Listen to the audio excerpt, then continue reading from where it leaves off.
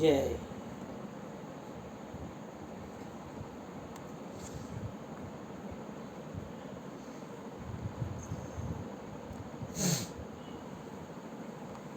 ઓગણીસો 89-90 અમે જુગાર રમતા.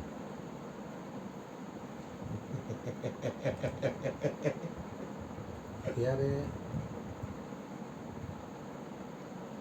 વીસી ચક્રમાં માર ખાધો ને મોતી ઓદા પાસે હું ગયો. 91 સાલની વાત છે. એને બધા આજે કાંઈ શનિવાર રહેવાના પીડિયારું પૂરવાનું નાનબેન બધું ગયું. તો પહેલાં બંધ થઈ ગયું હોય તો હું પોતે ચાલુ કરાવડાવતો. પછી રોડ ઉપર બેઠા એમાં બચ્ચું બધાએ કીધું ભાઈ ધીરે ધીરે ધીરે ધીરે એ હનુમાન ચાલીસાના પાઠના સ્ટાર્ટિંગની વાત કરું. ધીરે ધીરે કોશિશ ન કરવી પડી, ભૂકાઈ ગયું. ભૂકાઈ ગયું એટલે પહેલાં હું જ ચાલુ કરાવતો. આચરણમાં આવ્યું ને એટલે બીજા લોકો મને જોઈને રમતા બંધ થઈ જાય. મેં બંધ કર્યા પછી આને મૂક્યું ને એટલે હવે આ આપણને ટોચ છે, બંધ કરી દઈએ. એવી જ બાબત આમાં છે અધ્યાત્મમાં. કે વાત કરવાથી કાંઈ પતી જાય એવું નથી. વર્ષોથી આ કોઈ પણ વ્યક્તિ, હું કે XYZ કોઈ પણ વ્યક્તિ ભજન સત્સંગમાં જતી હોય વર્ષોથી, છતાંય ઘરનાઓને કોઈને આ લઈને ચડવાનું મન નથી થતું. એનું કારણ શું? કે આપણું ખુદનું જીવન નથી કરવાનું. વાત કરવી હેલી છે. ભગવાને કીધું ને, રેણી જોયા કહેણી કે બહુ મજૂર, રેણી વિના ઘર દૂર.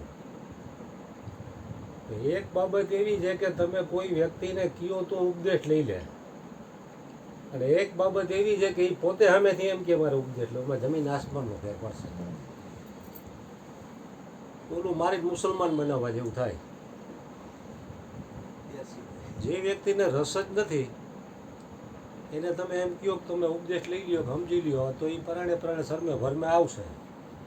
પછી મા દીકરીનો ઉપદેશ કર્યો, આ લોકો હરકપદુરીના થઈ અને ઓલી ગીતા મૂકી ગઈ. ગીતા એવી હતી કાંઈ 5,000 ખર્ચો થયો તો કાંઈ પૈસા દીધા ના ન દીધા. અને ગયા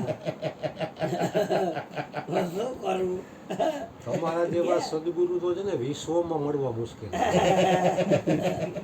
ભારતમાં નહીં, વિશ્વ આખામાં નહીં હોય કોઈ.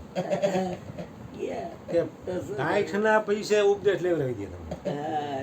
અને પાછું ગોરધનભાઈ કેવી રીતે આપ્યો ખબર છે મને? ભલે કાંઈ વાંધો નહીં.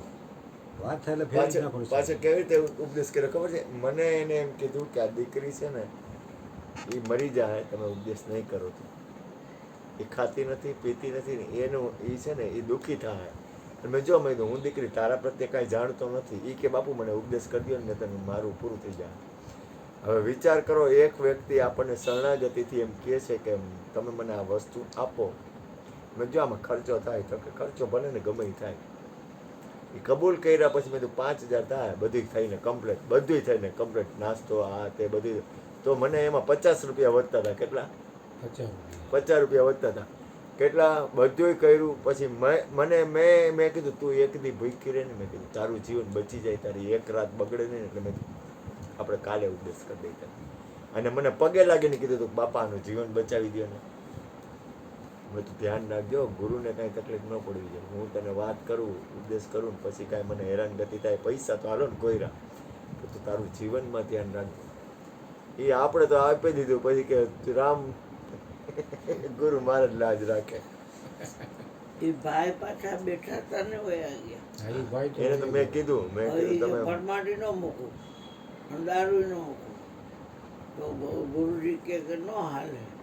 તો કે હું બહાર ફર્યા બેસતો કે ના ના એના કરતાં ઘરે વયા જાઓ.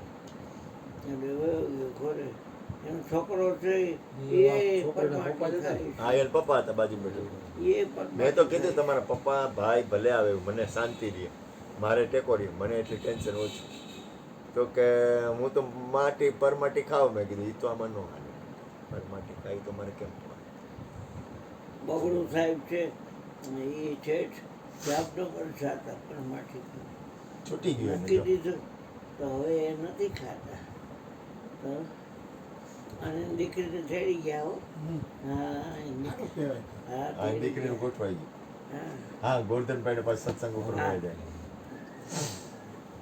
હા ગોરધનભાઈ બને હા કટાઈ ગયેલું કાંઈ કાઢો હા એમ